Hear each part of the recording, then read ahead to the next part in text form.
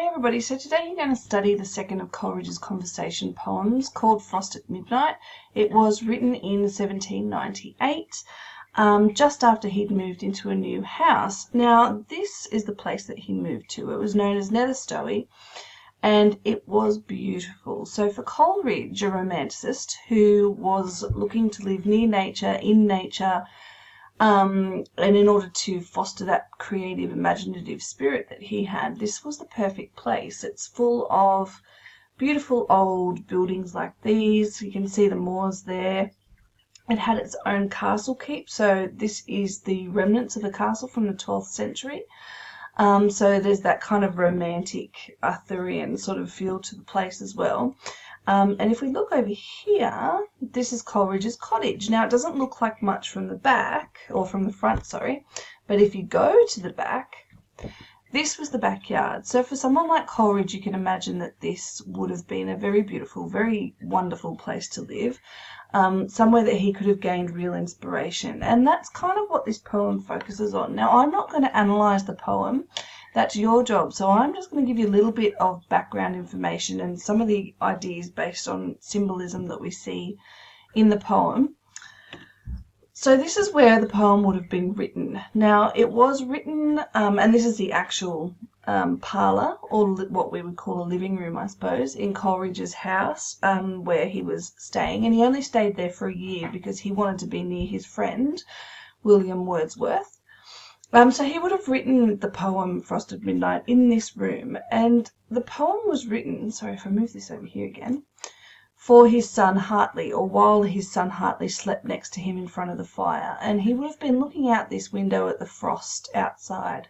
And it's another one of those sort of imaginative, creative poems in which the imagination does take hold, which hopefully you'll see as you come to analyse it. Now, there are some symbols and some ideas that I'll just run you through quickly before you analyse it yourself. So some of the symbols we see in this are frost. We have soot, or the soot on the grate that he starts to talk about as a stranger in his house. We have his own little son Hartley, who is asleep next to him, and he mentions him quite a bit in the poem. And then, because it's actually he's thinking about the future a little bit. And then we also see church bells, which are used as symbolism. So it is a speculative poem, thinking of the future of his son.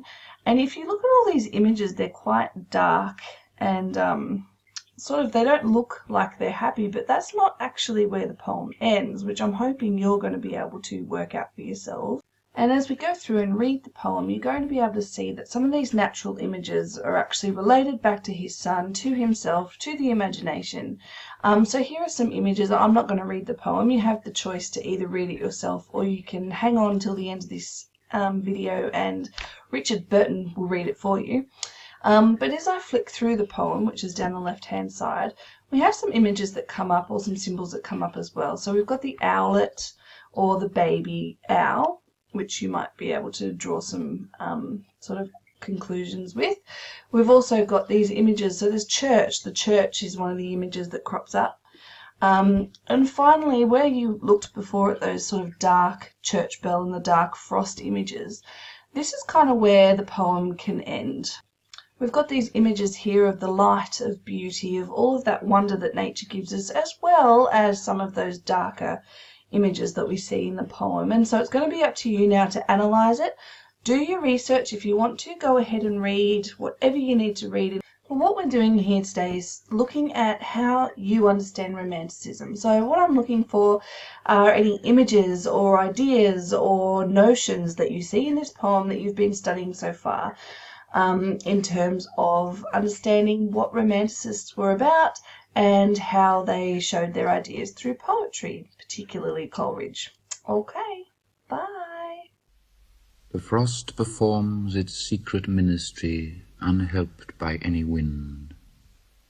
The owlet's cry came loud, and hark again, loud as before. The inmates of my cottage, all at rest, have left me to that solitude which suits abstruser musings, save that at my side my cradled infant slumbers peacefully. 'Tis calm indeed, so calm that it disturbs and vexes meditation with its strange and extreme silentness. Sea, hill, and wood. This populous village, sea and hill and wood, with all the numberless goings-on of life, inaudible as dreams. The thin blue flame lies on my low-burnt fire and quivers not. Only that film which fluttered on the grate still flutters there, the sole unquiet thing. Methinks its motion in this hush of nature gives it dim sympathies with me who live, making it a companionable form, whose puny flaps and freaks the idling spirit by its own moods interprets, everywhere echo or mirror, seeking of itself, and makes a toy of thought. But oh, how oft at school with most believing mind, presageful have I gazed upon the bars, to watch that fluttering stranger, and as oft with unclosed lids already had I dreamt of my sweet birthplace and the old church tower, whose bells, the poor man's only music, rang from morn to evening all the hot fair day, so sweetly that they stirred and haunted me with a wild pleasure, falling on mine ear most like articulate sounds of things to come. So gazed I, till the soothing things I dreamt lulled me to sleep, and sleep prolonged my dreams. And so I brooded all the following morn, awed by the stern preceptor's face, mine eye fixed with mock study on my swimming book, save if the door half opened, and I snatched a hasty glance, and still my heart leaped up, for still I hoped to see the stranger's face, townsman or aunt or sister more beloved, my playmate when we both were clothed alike. Dear babe, that sleepest cradled by my side, whose gentle breathings heard in this deep calm fill up the interspersed vacancies and momentary pauses of the thought, my babe so beautiful, it thrills my heart with tender gladness thus to look at thee, and think that thou shalt learn far other lore, and in far other scenes. For I was reared in the great city, pent mid cloisters dim, and saw naught lovely but the sky and stars. But thou, my babe, shalt wander like a breeze by lakes and sandy shores, beneath the crags of ancient mountains, and beneath the clouds which image in their bulk both lakes and shores and mountain crags. So shalt thou see and hear the lovely shapes and sounds intelligible of that eternal language, which thy God utters, who from eternity doth teach himself in all, and all things in himself. Great universal teacher, he shall mould thy spirit, and by giving make it ask.